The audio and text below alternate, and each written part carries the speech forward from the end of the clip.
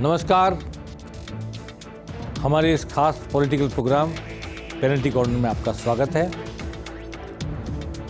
एक खबर मैं सबसे पहले आपको बताना चाहता हूं कि शिवसेना उद्धव ठाकरे वाली जो विपक्षी दलों की एकता के पटना सम्मेलन में शामिल थी,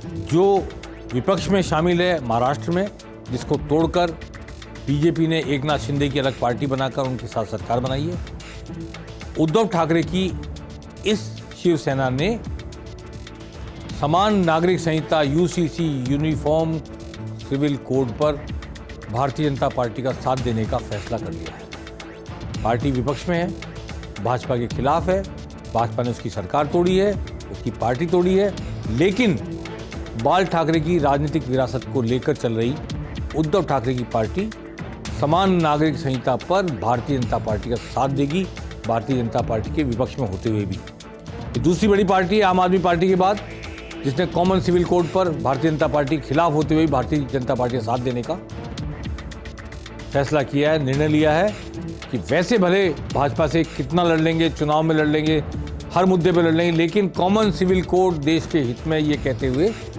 आम आदमी पार्टी ने और उसके बाद दूसरी बड़ी पार्टी उद्धव ठाकरे की शिवसेना, इन दोनों ने फैसला कर लिया है कि वे भारतीय जनता पार्टी का साथ देंगे।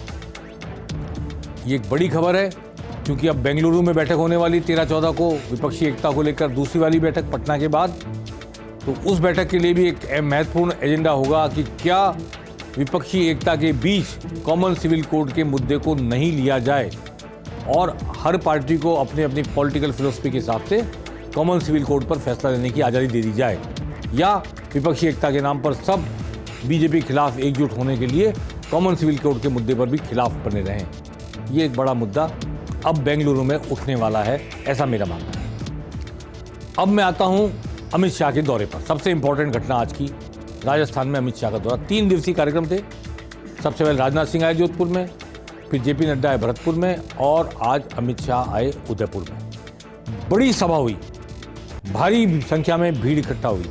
भीड़ के मामले में पुरानी दोनों सभाओं को मात कर दिया उदयपुर की सभा में, इसमें कोई दो राय नहीं। लेकिन अमित शाह की इस सभा की एक बड़ी घटना है जो राजस्थान की राजनीति की दृष्टि से इम्पॉर्टेंट है।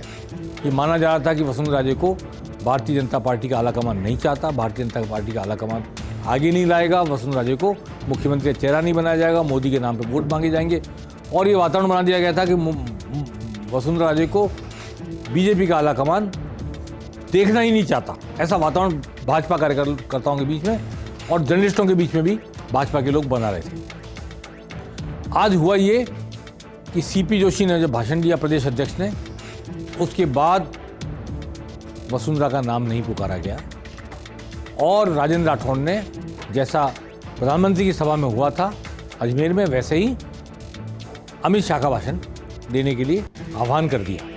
अमित शाह की तारीफ में उन्होंने बहुत सारी बातें कही और अमित शाह का नाम लिया, लेकिन अमित शाह ने बड़प्पन दिखाया। वो जानते थे कि 2 बार की मुख्यमंत्री और भाजपा की राष्ट्रीय उपाध्यक्ष बगल में बैठी हैं। उन्होंने उनसे भाषण देने का आग्रह किया और मंच से उनका नाम पुकारने के लिए कहा। वसुंधरा राजे नहीं उठी भाषण देने के लिए, उन्होंने कोई उपक्रम नहीं किया।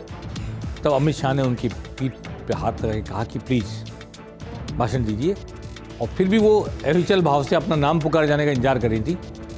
उधर राजेंद्र राठौड़ ने नाम पुकारा वसुंधरा राजे का, और इधर अमित शाह ने दोनों हाथ जोड़ के कहा कि नहीं, पहले आप। तो ये बड़प्पन दिखाया आज अमित शाह ने। और क्या राजेंद्र राठौड़ ने भूलवश या पहले से तय था कि वसुंधरा राजे का भाषण नहीं होना है, और फिर क्या इस बात को अमित शाह नहीं जानते थे कि वसुंधरा राजे का भाषण नहीं होना है, और क्या ऊपर से कोई निर्देश थे कि वसुंधरा राजे का भाषण नहीं होना है?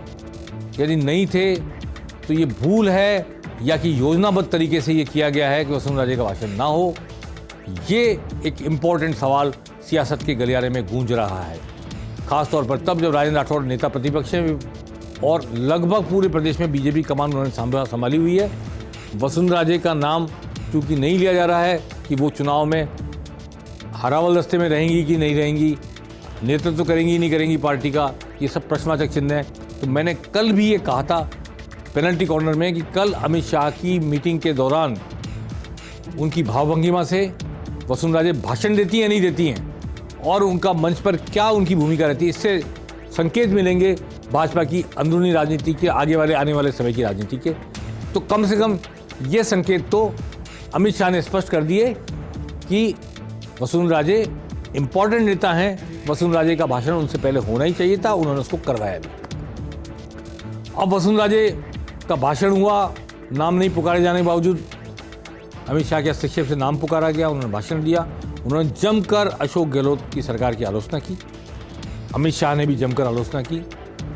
और चूंकि सभा उदयपुर में थी तो सबसे पहले तो ये एक बार ये दृश्य आपको दिखाई देते हैं कि कैसे ये घटनाक्रम हुआ कि राजेंद्र राठौड़ ने अमित शाह का नाम पुकारा और अमित शाह ने कैसे आग्रहपूर्वक वसुंधरा राजे को भाषण देने के लिए उठाया। अब वो क्षण आ गए हैं जिस क्षण का इंतजार आप सब आदिवासी भाई कर रहे थे।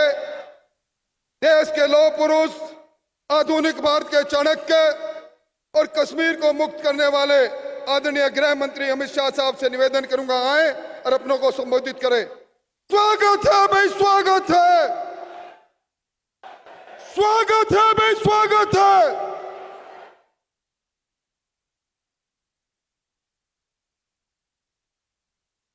माननीय गृह मंत्री जी अपनी बात कहे इससे पहले हमारी भूतपूर्व और अभूतपूर्व मुख्यमंत्री आदरणीय वसुंधरा जी से कहूंगा।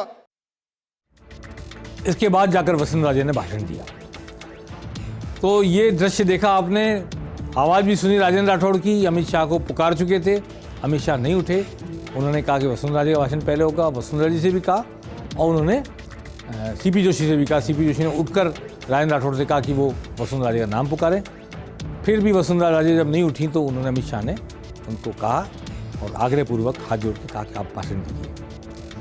तो बीजेपी साथ साथ चलेगी सबको लेकर, ये संकेत अमित शाह ने दिया है। मैं बिल्कुल नहीं कह रहा कि ये संकेत है कि वसुंधरा राजे अग्रणी रहेंगी, सेनापति रहेंगी, ये बिल्कुल नहीं कह रहा मैं।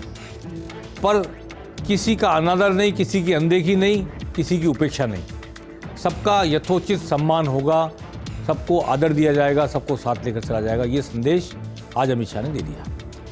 अब आते हैं अमित शाह के भाषण पर। वसुंधरा राजे ने तो आलोचना की गहलोत सरकार की, लेकिन उदयपुर में थी बैठक, सभा, भारी भीड़ आई, उससे बहुत उत्साहित हुए और अमित शाह ने यह भी कह दिया कि इस भीड़ को का वीडियो अशोक गहलोत के पास भेज दो तो पता लग जाएगा कि सरकार जा रही है।